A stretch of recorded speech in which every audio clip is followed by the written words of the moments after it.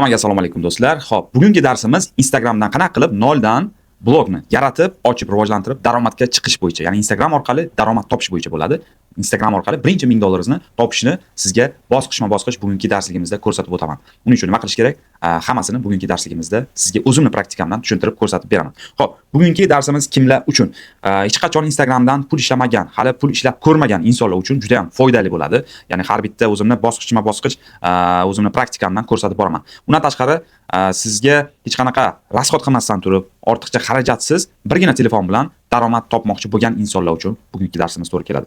Agar sizda qanaqadir fikr, o'zini g'oyalaringiz bor, ya'ni uni siz realizatsiya qila olmayapsiz, ya'ni uni ommaga chiqara olmayapsiz, uni monetizatsiya qila olmayapsiz, ya'ni sizda qanaqadir fikrlar, g'oyalar bor, lekin hali ham u g'oyalar sizga pul keltirmadi. Mana shunaqa insonlar uchun bugungi darsligimiz foydali bo'ladi. Va eng asosiysi, demak, birinchi oyni o'zidan daromad topishni xohlamaydigan insonlar uchun, ya'ni birinchi oyni o'zida sizga birdaniga pul sizga Instagram olib kelmaydi. Ya'ni uning uchun albatta vaqt kerak bo'ladi, uning uchun mehnat qilishingiz kerak bo'ladi, bosqichma-bosqich qanaqadir etaplardan o'tishingiz kerak bo'ladi va o'shandagina sizga Instagram demak daromad olib keladi. Men ismim Dilshod Hamrayev, 24 yildan beri media olamida ishlab kelaman, ya'ni videografiyada, mobilografiya, content makerlik qilib kelaman va o'zimni кейslarimdan eng zo'ri, demak shaxsan o'zimda birgina kontent orqali 167 mingta obunachi kelgan menga organika yo'l bilan, ya'ni jonli, hech qanaqa rasxodsiz, pul sarflamasdan bir dona video chiqarib 167 mingta obunachi kelgan. Bu SNG bo'yicha demak eng yuqori ko'rsatkich, eng yuqori natija. Bu albatta Chatplace servis tomonidan ham menga buni aytishgan. Undan tashqari bir oy ichida demak men show qilib 2024-yilda show o'tkazib, bir oy ichida, 30 kun ichida organika, rasxodsiz, pul sarflamasdan, blogerlarga, reklamalarga, targetlarga pul sarflamasdan, demak 30 kunda jonli 110 mingta obunachiga erishganman. Ya'ni bir oy ichida tasavvur qiling, 110 mingta inson menga Instagramga obuna bo'lishgan. Va shuna qilib men shu orqali o'zimga demak BYD mashinasini sotib olganman. Ya'ni bu men haqimda qisqacha. O'zimning mualliflik kurslarim bor, mobilografiya bo'yicha, content making bo'yicha, demak onlayn va offlayn shogirdlik, murabbiylik dasturlarim ham bor. Xo'p, demak davom etamiz. Instagram orqali birinchi $1000 topish bo'yicha demak 5 ta bosqich bor. Birinchi bosqichi bu profilni to'g'ri nastroyka qilish, ya'ni upakovka qilish. Ya'ni o'zingizning Instagram akkauntingizni to'g'ri upakovka qilganingizdan sizga insonlar kelishni boshlaydi birinchi navbatda. O'zim olganda Instagram sizga pul to'lamaydi. Ya'ni prosmotrlar uchun yoki like'lar uchun, prosmotrlar, like'lar, kommentariylar sizga pul olib kelmaydi. Faqatgina siz Instagram platformasi orqali, ya'ni foydalanib, shu orqali o'zingizni tanitib, shu orqali obunachilarga erishib, shu orqali siz o'zingizning xizmatingizni, mahsulotingizni sotish orqali daromad ishlay olasiz.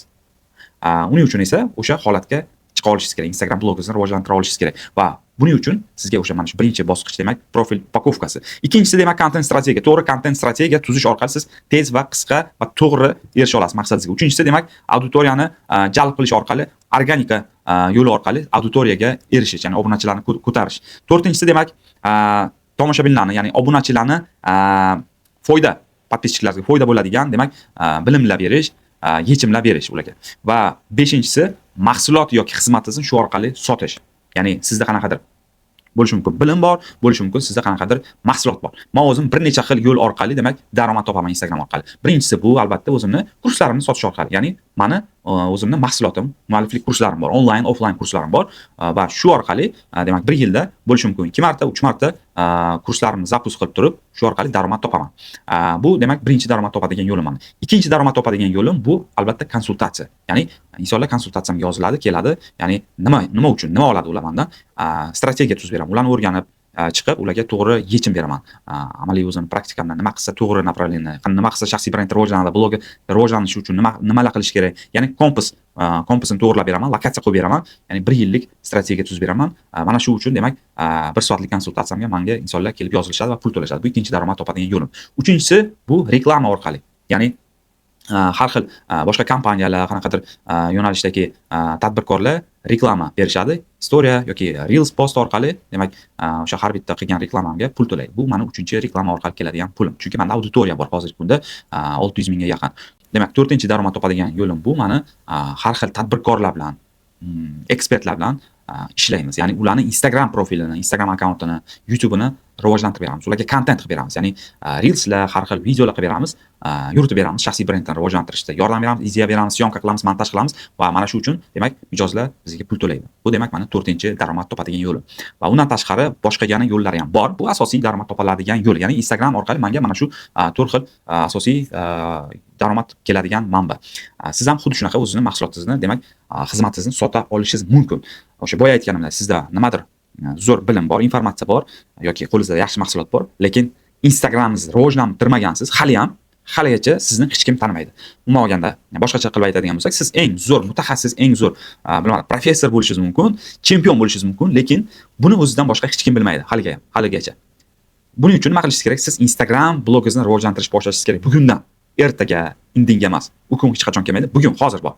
Hozirdan rivojlantirish boshlashingiz kerak, hozirdan bunga kirishingiz kerak. Va qarabsizki, etapma-etap o'zi o'rganib borasiz, ichiga kirganingizdan keyin uni tushunib borasiz. Xo'p, demak, keling endi 5 ta bosqichni ko'rib chiqamiz. Birinchi bosqich to'g'ri nisha tanlash, ya'ni Instagramingizni to'g'ri yuritish uchun, insonlar sizni yaxshi tanishi uchun, sizni yaxshi tushunishi uchun birinchi navbatda o'zi siz nisha tanlab olishingiz kerak. Bu nima degani? Bu yo'nalish. Ya'ni o'zini yo'nalishingizni tanlab olishingiz kerak bo'ladi. O'zini yo'nalishingizni. Misol uchun deylik, bu qanaqa bo'lishi mumkin? Men mana deylik, mobilograf, content makerman. Mani demak yo'nalishim aniq. Men insonlarga demak content qilish bo'yicha yordam beraman. Umuman olganda Instagramda yoki YouTube'da videoni qanaqa qilib uni syomka qilish, montaj qilish ko'rsatib boraman blogimda va pulga demak videolar qilib beraman. Umuman olganda. Bu demak insonlar bir qaraganda tushunarli narsa. Yoki siz deylik psixolog bo'lishingiz mumkin. Yoki deylik siz qanaqadir o'qituvchi bo'lishingiz mumkin. Xullas, buni qanaqa qilib tanlash kerak desangiz agar, bu albatta o'zingizga yoqadigan soha bo'lishingiz kerak. Uni tushunadigan soha bo'lishingiz kerak. Ya'ni o'zingiz yaxshi tushunishingiz kerak o'sha sohani. O'zingiz tushunmagan sohada rivojlantira olmaysiz. Chunki u yo'nalishda, u sohada sizda informatsiya, bilim bo'lmasa agar, keyinchalik qiynalib qolasiz. Ko'p xatoliklar bo'lishi mumkin, ko'p xohishlar bo'lishi mumkin. O'shaning uchun birinchi navbatda sizga nima yoqadi, nimadan maza qilasiz, nimadan rohat qilasiz, qanaqa yo'nalish, farqi yo'q. O'sha yo'nalishingizni, nishani tanlab oling. Ya'ni yaxshi nisha tanlash bu o'ta muhim narsa. Xo'p, demak, va o'zingizni demak yo'nalishingizni topib oldingiz, bilib oldingiz, tushunib oldingiz, bo'ldi, tanladingiz. Endi shu yo'nalish bo'yicha siz insonlarga yechim berib boring. Ya'ni ularning og'rig'i bor. Masalan, deylik, keling o'zimdan misol keltiraman. Meni yo'nalishimdagi insonlarning og'rig'i nima? Men mobilograf, content maker bo'lsam, insonlarda qanaqa og'riqlar bor? Ularda demak prosmotr doimiy kam bo'lishi, ya'ni video qiladi, nimadir qiladi, prosmotr kam, prosmotr 100 ming, 200 ming yoki million prosmotr bo'lmaydi. Obunachi kelmaydi ularga, ya'ni obunachilarni ko'paytira olmayapti. Undan tashqari tanila olmayapti, shaxsiy brendni rivojlantira olmayapti. Undan tashqari Instagram blogini rivojlantira olmayapti va shu orqali daromad hech qanaqa topmayapti haligacha. Ya'ni va eng asosiysi syomka qilinmayapti. Rakurslarni noto'g'ri tanlaydi, chiroqlarni noto'g'ri qo'yadi, ekspozitsiyalarni, kompozitsiyalarni, sujetlarni umuman hammasini noto'g'ri qiladi. Planlar ketma-ketligida syomka qilish yo'q. Montajda umuman yaxshi tushunmaydi yoki fantaziya yo'q va hokazo juda ko'p narsalar bor. Ya'ni muammolar juda ko'p. Va mana shu muammolarga endi meni vazifam nima qilish? Ularga yechim berish. Men shu demak sohani kasb mutaxassismanmi? Endi shu muammolarni o'rganib chiqishim kerak. Siz ham xuddi shunaqa qilishingiz kerak. O'zingiz yo'nalishingizdagi muammolarni birinchi yozib olishingiz kerak, ketma-ket. Qanaqa muammolar bor sizda? Nima muammolar bor insonlarda? Yozib chiqishingiz kerak va mana shu muammolarga yechim sifatida Instagramda video chiqarib borishingiz kerak. Reels chiqarib borishingiz kerak. Storieslarda bularni gapirib borishingiz kerak. Yoki agar YouTube'ni ham xohlasangiz, YouTube'da ham darsliklar chiqarib borishingiz kerak. Xuddi mana shunga o'xshagan darsliklar. Ya'ni 10 minut, 15 minut, yarim soatlik darsliklar. Va siz foyda berganingizdan keyin, demak, sizga insonlar kelish boshlaydi. Ya'ni siz doim yechim beradigan insonsiz. Muammoga yechim berganingizdan keyin insonlar tez kelishni boshlaydi va bir-biriga yuborishni boshlaydi sizni videolaringizni. Instagramda reels chiqardingiz, yechim berdingiz muammolarga, u yechimni topa olmayapti, qiynalib yurganda va insonlar nima qiladi? Birinchi navbatda o'ziga saqlanib qo'yadi, ikkinchi navbatda obuna bo'lib qoladi sizga, uchinchidan like bosadi, kommentariyaga o'zini emotsiyasini, fikrini yozishi mumkin. Juda ham zo'r narsa oldim, o'rgandim yoki juda ham yoqdi menga degan narsa fikrini bildiradi ojiz va beshinchisidan demak insonlarga yaqin insonlarga repost qiladi. Misol uchun siz ham qanaqadir foydali yaxshi kino ko'rsangiz, deylik sizga yoqdi shu kino, nima qilasiz? Birinchi navbatda eng yaqin insoningizga o'sha kinoni emotsiya bilan gapirib berasiz, to'g'rimi? Ertasi kuni o'sha kinoni ichiga tushib, yaxshi joylarini gapirib berasiz. Unga tavsiya qilasiz, ya'ni. Xuddi shunaqa insonlar ham sizni videoingizni boshqa insonlarga tavsiya qiladi, ya'ni repost qiladi. Deylik, 10 ta insonga tashlashi mumkin. 20 taga tashlash mumkin. Xuddi shunaqa qilib, demak, rivojlanish tez bo'ladi qachonki siz o'sha yo'nalishingiz bo'yicha og'riqlarni o'rganib yechim bersangiz. Xo'p, masalan deylik, men o'zimning misolimda tushuntirib o'tdim. boshqa yo'nalishda keling ko'rib chiqamiz. Misol uchun deylik, til o'rgatadigan o'qituvchisiz. Til o'rgatadigan o'qituvchisiz.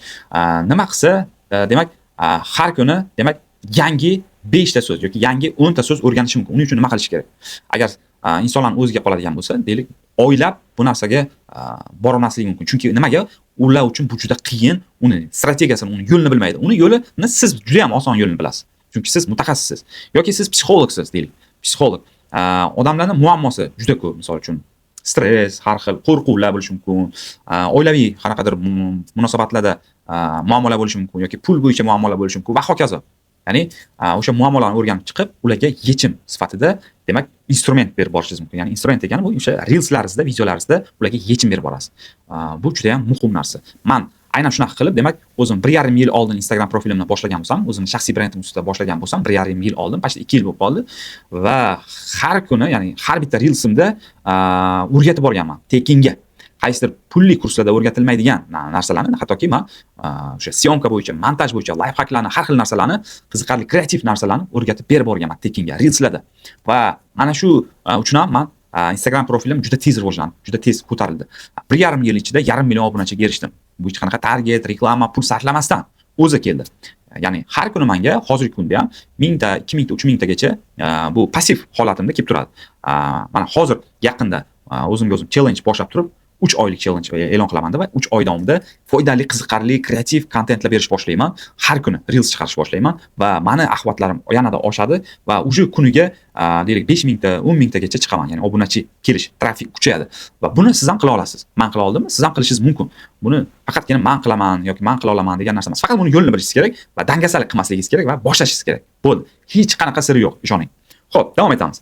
Demak, nisha tanladik, yo'nalishni tanladik. Buni tushunib oldik. Endi Instagramda tez o'sish uchun qanaqa kontent strategiyalar qilish kerak va qanaqalardan foydalanish kerak.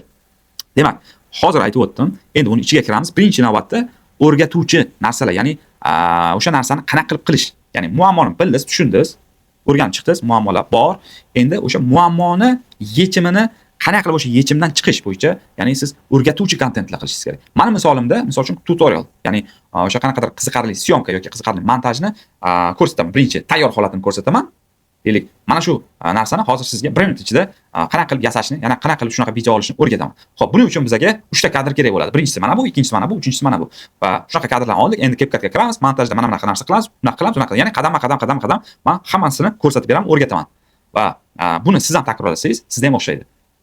Ya'ni tayyor narsani ko'rsatdim, unga qanaqa qilib borishni yo'lini ko'rsatdim. Xuddi shunaqa, demak, insonlarga o'rgatuvchi narsa berish kerak. Ya'ni tutorial bo'lishi mumkin, qanaqadir maslahat bo'lishi mumkin. Xuddi shunaqa, demak, kontent yo'li. Ikkinchisi, demak, o'zingizning tajribalaringiz, ya'ni bosib o'tgan yo'lingiz, qanaqa qilib siz bu holatga, hozirgi holatingizga kelib qolgansiz. Misol uchun siz har xil yo'nalishdagi mutaxassissiz, osmondan tushib qolmagansiz. Deylik, sizni 1 yil, 5 yil, 10 yil va hokazo tajribangiz bor. Hayotiy tajribangiz. Lekin siz Instagramda hali buni qilmadingiz, deylik. Mana shu holatingizni qanaqa qilib, nimalar boshingizdan kechgan, qanaqa bosqichlardan o'tgansiz, yiqilganmisiz, turganmisiz, g'alabalaringiz bo'lganmi, qanaqadir tushishlar bo'lganmi va hokazo. Shularni, demak, o'zingizning tajribalaringizni berib borishingiz kerak bo'ladi. Bu ham motivatsion bo'ladi. Ya'ni ko'pchilik insonlarga bu motivatsiya bo'ladi, ruhlanadi va qarabsizki, bu narsa ham sizga katta axbatlar olib kelishiga sababchi bo'ladi. Xo'p, undan tashqari trendli kontentlar qilishingiz mumkin. Trend deganda o'zining sohangizga trendlarni moslashtirasiz. Ya'ni bilamizki, juda tez har xil narsalar trend bo'lib keladi. Chet eldan kiradi yoki o'zimizda trendlashadi, ommalashib ketadi. Qanaqadir harakat, qanaqadir so'z, qanaqadir musiqa bo'lishi mumkin va hokazo. Trend. Mana shu trendlardan ham qolmaslik kerak. Ya'ni trenddan qolmaslik kerak deb bachkanalashib ketmaslik kerak, lekin o'rta o'sha zalotay sredinani topishingiz kerak. O'rtadagi o'sha eng o'zizga ham tushib ketmaydigan, ham juda ko'tarilib ketmaydigan o'rtalarni topa olishingiz kerak bo'ladi va har bitta trendni o'zizga moslashtirishingiz kerak bo'ladi. Maksimalni, albatta. Maksimalni o'zizga trendlarni moslashtirib, trend narsalarni chiqarasiz. Chunki trend kontentlar yaxshi prosmotr oladi, yaxshi axbat beradi sizga. Xo'p, keyingisi qiziqarli va ko'ngilochar postlar, videolar chiqarishingiz kerak bo'ladi. Ya'ni qiziqarli deganda o'sha o'zining yo'nalishingizdan kelib chiqqan holatda qiziqarli nima video chiqarishingiz kerak bo'ladi. Bularni, demak, o'zingizga har xil yo'nalishda, demak, har xil o'sha podachada har xil o'sha insonlarga beriladigan, demak, yo'nalishlarni topa olishingiz kerak bo'ladi. O'zingizga rubrika qilib olishingiz kerak bo'ladi. O'zingizga har xil rubrika yasab olishingiz kerak bo'ladi. Ya'ni faqat informatsiya bo'lmasligi kerak. Faqat informatsiya quruq, faqat informatsiya bo'lmasligi kerak. Ya'ni agar faqat bir xil kontent chiqarsangiz, sizni axlatlaringiz nima deydi? Yaxshi bo'lishi ham mumkin, no katta ehtimol bilan tushib ketadi. Boshida yaxshi bo'ladi, keyin tushadi. O'shuning uchun har xil rubrika qilishingiz kerak. Ya'ni har xil rubrika deganda o'zining yo'nalishingizdan chiqib ketib emas. O'sha o'zingizni insonlarga ko'rsatish, yetkazish holati har xil bo'lishi kerak. Har xil holat bilan, har xil podacha bo'lishi kerak. Ya'ni keling ko'rib chiqamiz. Qanaqa yo'nalishlarda podacha qilsangiz bo'ladi. Birinchi navbatda, misol uchun bo'lishi mumkin, syujetli videolar chiqarishingiz mumkin. Qisqa metrajli kino desak ham bo'ladi buni. 30-40 sekundlik, misol uchun, videolar ko'rinishida, sahna ko'rinishi bilan siz video chiqarishingiz mumkin bo'ladi. Muammoni ko'rsatasiz, yechim berasiz, misol uchun. Bo'lishi mumkin qanaqadir ijtimoiy so'rovnomalar qilishingiz mumkin. Ya'ni qiziqarli bo'lishi kerak. Qiziqarli. Faqat qanaqadir qiziqarsiz bir xil yo'nalishda qolib ketsangiz bo'lmaydi. Bu o'ta muhim narsa. Xo'p, davom etamiz. Endi keling, Instagramda tezroq o'sish uchun qanaqa kontentlar tuzish kerak? Ya'ni kontentlarning qanaqa necha xil turi bor? Qanaqalardan foydalanish kerak? Birinchisi, bu albatta eng zo'ri, sizga eng yaxshi foyda olib keladigani, kattaroq, ko'proq foyda olib keladigani, bu albatta Reels videolar. Ya'ni Reels formatdagi videolar. Reels videolar bu 90 sekundlik video, ya'ni 90 sekundgacha bo'ladigan. 1,5 minut degani bu 90 sekundgacha bo'ladigan videolar bu Reels hisoblanadi. 30-40 sekund bo'lsa ham o'sha Reelsni demak Reels hisoblanadi bu ham. Reels videolar bu axbat yaxshi oladi. Shuni tushunib olishingiz kerak bo'ladi. Prosmotr ko'proq qilsangiz bo'ladi. Instagram algoritmi shunaqa ishlaydi-ki, Reels videolarda topga chiqish ehtimoli juda katta yuqori bo'ladi. Xo'p, keyingisi demak postlar chiqarishingiz mumkin. Ya'ni qanaqadir rasm bo'lishi mumkin. Bu bo'lishi mumkin. O'zini rasmi bo'lishi mumkin, qanaqadir o'sha o'zining sohangizdan kelib chiqqan holatda rasm bo'lishi mumkin, foto, ya'ni post chiqarishingiz mumkin. Pastida demak, o'sha post haqida qanaqadir informatsiya, ma'lumotlar, ya'ni foydali bo'lgan bilimlaringizni berib borishingiz mumkin bo'ladi, qanaqadir ma'lumot. Xo'p, keyingisi albatta bu storieslar. Storieslar orqali endi siz nimani berasiz? Kontakt qila olasiz insonlar bilan, obunachilaringiz bilan, ya'ni o'zini live hayotingizni, ya'ni har kunlik hayotingizni ko'rsatib bora olasiz storieslarda. Ko'plab fikrlaringizni yetkaza olasiz. Ya'ni Reelsda bu 1,5 minut ichida juda ko'p informatsiya bera olmasligingiz mumkin, lekin storiesda ko'p informatsiyalar, ko'p narsalarni, jarayonlarni siz ko'rsata olasiz. Ya'ni tabiiy bo'ladi. Storieslar odatda tabiiy bo'ladi. Qanaqa siz jarayonlardasiz, qanaqa harakat, kun davomida nima harakatlar qilasiz, qanaqa joylarga borasiz, kimlar bilan ko'rishasiz, o'sha ishingizni jarayonlarni ko'rsatib borishingiz mumkin bu storieslarda. Undan tashqari albatta darsliklar berib borishingiz mumkin bo'ladi. Kattaroq bo'lgan formatda darsliklar berib borishingiz mumkin bo'ladi. Ya'ni minuti ko'proq bo'lgan bo'lishi mumkin bu. Bilmadim, 3 minut, 5 minut, 10 minutlik darsliklar berib borsangiz bo'ladi. Bu ham Instagramda qilsangiz bo'ladi, ham YouTube'da. Prosmotr ko'p bo'lmasligi mumkin, to'g'ri. Reels bilan agar solishtirganda, lekin sizni kerakli auditoriya ko'radi shunda. Ya'ni kerakli auditoriya oxirigacha ko'radi. Bu ham sizga yaxshi, bu ya'ni glubinaga ishlaydi, chuqurlikda ishlaydi. Siz bilan auditoriyani yaqin qiladi, mustahkamlaydi ishonchini, hurmat brendingizni, ishonch brendingizni mustahkamlaydi. Undan tashqari demak obunachilarni jalb etish uchun demak har xil lead magnetlar qilishingiz mumkin bo'ladi. Bu ham albatta Reels orqali. Xo'p, strategiyani to'g'ri tuzib chiqishingiz kerak bo'ladi. Ya'ni siz nimani xohlaysiz birinchi navbatda? Ya'ni daromad xohlaysiz. Xo'p, Instagramda daromadga topmoqchisiz. O'zingizni blogingizni rivojlantirish orqali mashhur bo'lish, ya'ni shaxsiy brendingizni rivojlantirish va shu orqali o'zingiz xizmatingiz, mahsulotingizni sotish orqali demak ham obunachilarni ko'paytirib, ham daromad topmoqchisiz. Buning uchun sizga nima kerak bo'ladi? Bosqichma-bosqich tuzib olishingiz kerak bo'ladi. Birinchi navbatda sizga kontent reja kerak bo'ladi. Ya'ni strategiya tuzib olishingiz kerak. Strategiya bu nima? Ya'ni A nuqtangiz hozirgi turgan holatingiz, B nuqta siz boradigan joy. Ya'ni deylik, misol uchun $1000 pul topmoqchisiz Instagramdan. Ya'ni hozir siz 0 A nuqtada turibsiz, hali daromad topmadingiz, boshlamadingiz, B nuqta $1000. Endi bunga borish uchun nima qadamlar, qanaqa harakatlar, kimlar kerak bo'ladi, nimalar qilishingiz kerak bo'ladi. Mana shularni demak yozib borishingiz kerak bo'ladi daskanali har bitta qadamimizni. Ya'ni reja, o'sha reja orqali harakat qilishingiz kerak bo'ladi. Bu qanaqa reja? Ya'ni siz o'sha boya aytganimdek, obunachilarni ko'paytirishingiz kerak. Ya'ni sizga obunachi kerak, prosmotr kerak. Prosmotr ko'p bo'ldi degani o'zi obunachi keldi degani. Ya'ni siz kontentni birinchi navbatda muammolarni o'rganib chiqdingiz, boya aytganimdek, yo'nalishingizdagi muammolarni ko'rib chiqdingiz, muammolarni yozib chiqdingiz. Endi o'sha muammolarga yechim berib borasiz. Reelslar orqali, postlar orqali, darsliklar orqali yechim berib borasiz. Va yechim oxirida, ya'ni o'sha qaysidir videolarni lead magnet qilishingiz mumkin. Ya'ni menda bunaqa videolar ko'p. Odatda, misol uchun, Instagramdan $1000 topishni xohlaysizmi? Kommentariyada pul so'zini yozing, men sizga maxsus darsligimni yuboraman. Xuddi shunaqa siz ham o'zingizni yo'nalishingizga moslashtirsangiz bo'ladi. Ya'ni muammo ko'rsatasiz, yechim bermaysiz. Ya'ni lead magnet shunaqa bo'ladi. Ya'ni Reelsda 30, 40, 50 sekundda muammolarni ko'rsatasiz. Deylik, sizda doim obunachi yetishmayapti, prosmotrlaringiz ko'tarilmayapti, rivojlana olmayapsiz. Instagramga prosta kirasiz, vaqt o'tkazasiz, boshqalarni kuzatasiz. Sizga ham shunaqa muammolar tanishmi? Aslida esa Instagram orqali minglab daromad topsa bo'ladi, millionlab daromad topsa bo'ladi. Buni esa men Palonchayev o'rgataman. Kommentariyada plyus qoldiring, men sizga maxsus darslikni yuboraman. Mana shu lead magnetlik deyiladi. Ya'ni insonlar plyus qoldirgandan keyin sizga servislar bor, har xil o'sha servislarni ulagan holatda buni keyingi darsliklarda ko'rsatib boraman. Albatta sizga chiqaraman yana. Uni ulaysiz botni, plyus qoldirgan insonga bot o'zi avtomatik tarzda javob beradi. O'sha direktiga, shaxsiyga o'sha darsligingizni linkini, havolasini yuboradi. Ya'ni darslikka dostуп beradi. Bu joyda siz 5 minut, 10 minut yoki qanaqadir gayd bo'lishi mumkin, qanaqadir ma'lumot bo'lishi mumkin, hattoki rasm bo'lishi mumkin. Xullas o'sha yechim berasiz. Muammoni Reels'da berdingiz. Chunki muammolarni o'rganib chiqdingiz insonlarda nima muammo, ya'ni sizning auditoriyangizda, yo'nalishingizda qanaqa muammo, kuchli og'riqlar bor. Og'riqlarga siz Reels qildingiz, og'riqlarni ko'rsatdingiz. Mana shu og'riqlar bormi sizlarda? Bunda menga yechim bor. Buni yechimni olish uchun plyus qoldir dedingiz. Va mana shu lead magnet deyiladi. Har qanaqasiga harakat qildim tushuntirishga. Tushundingiz deb o'ylayman. Xo'p, va plyus qoldirgandan keyin bot sizda o'sha darslikni berish uchun, ya'ni yechimni berish uchun insonlarni obuna qildirtiradi. Ya'ni obuna bo'lishni majburlaydi. Obuna bo'lmasa, o'sha darslik yoki yechimni bermaydi. Va shunaqa qilib siz lead magnet orqali minglab insonlarni o'zingizga obuna qilsangiz bo'ladi. Boshida aytib o'tdim, menda xuddi shunaqa strategiya orqali bir dona video orqali 167 mingta demak inson obuna bo'ldi. Mana shu joylarda qaysidir joyda qo'yaman. 167 mingta inson menga kelgan bir dona video orqali. Va bunaqa videolarim juda ko'p. 50 mingta, 30 mingta, 70 mingta, 100 mingta obunachi kelgan videolarim menda juda ko'p. Xo'p, demak siz strategiyani tuza olasiz. Sizga insonlar kelish boshladi. Endi xuddi shunaqa qilib, mana shu yo'lingizni har xil formatda berib borasiz. Sujet formatda, har xil rubrika qila olasiz. Tushunadi menimcha.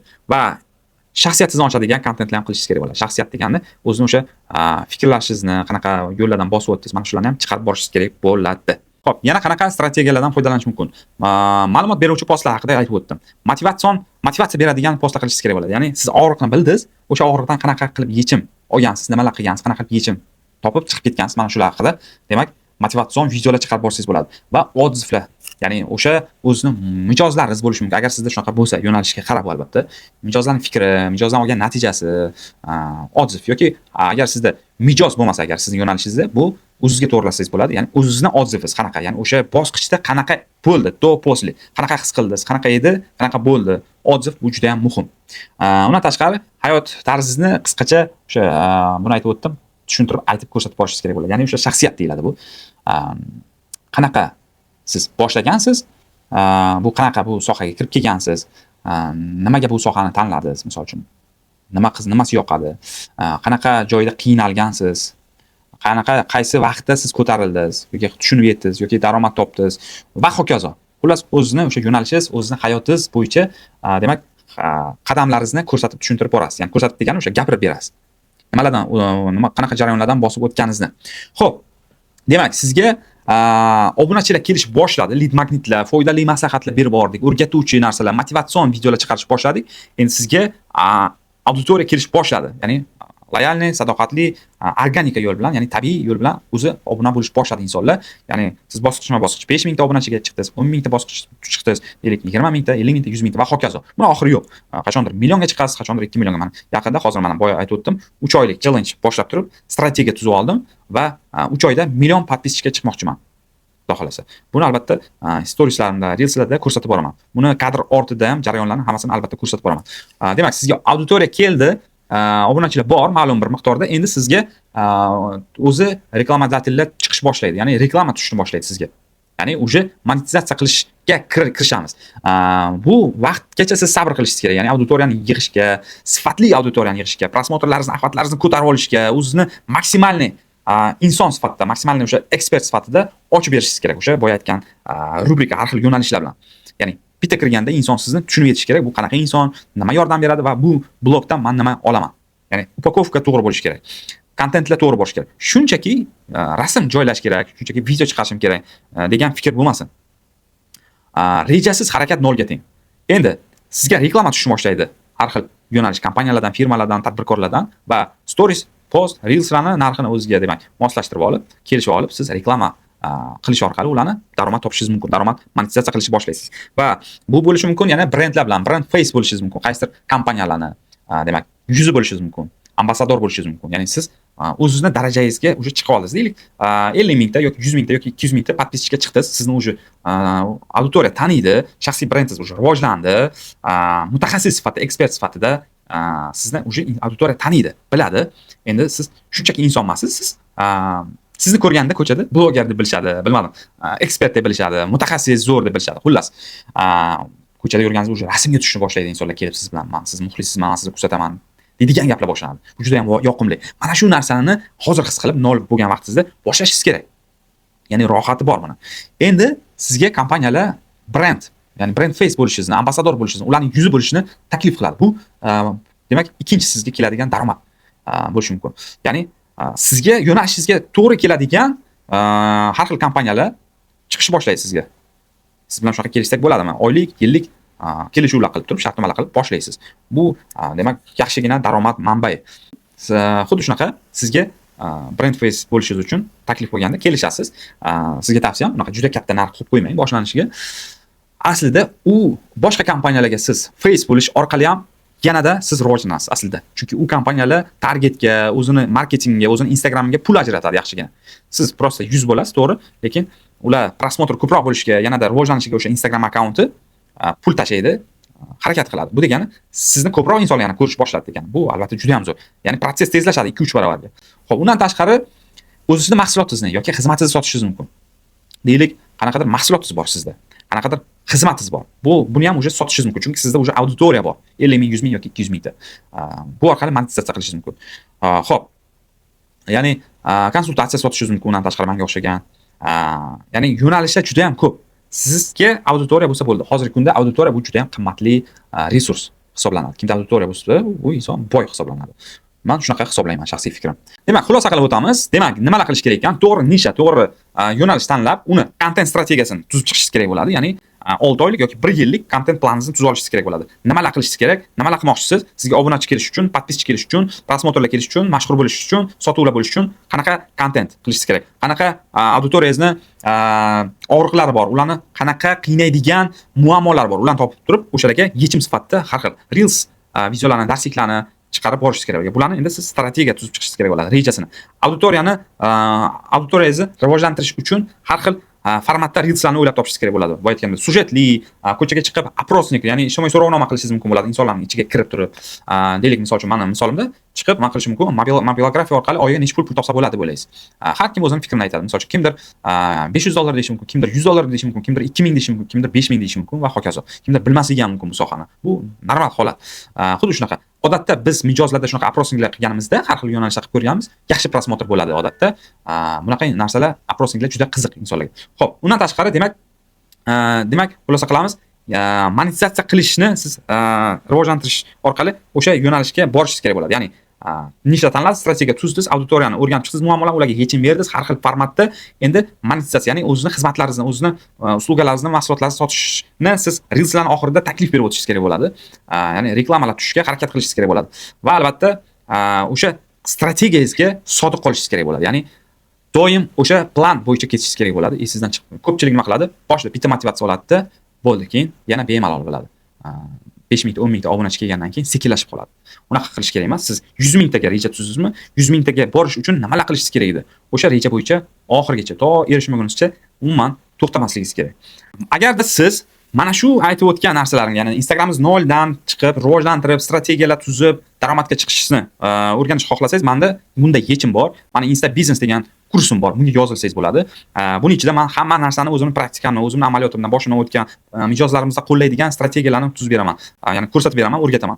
Ya'ni kontentni qanaqa qilib jalb qilish kerak, qanaqa huklar tuzish kerak, qanaqa qilib unga ssenariy tuzish kerak bo'ladi, qanaqa qilib demak kurchokli huklarni, qanaqa qilib triggerlarni, qanaqa qilib call to actionlarni tuzish kerak bo'ladi.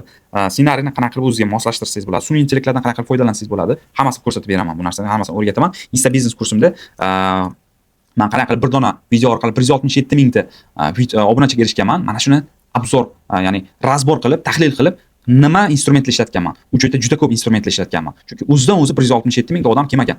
Bu O'zbekistondagi rekord natija. Mana shuni nima qilganman?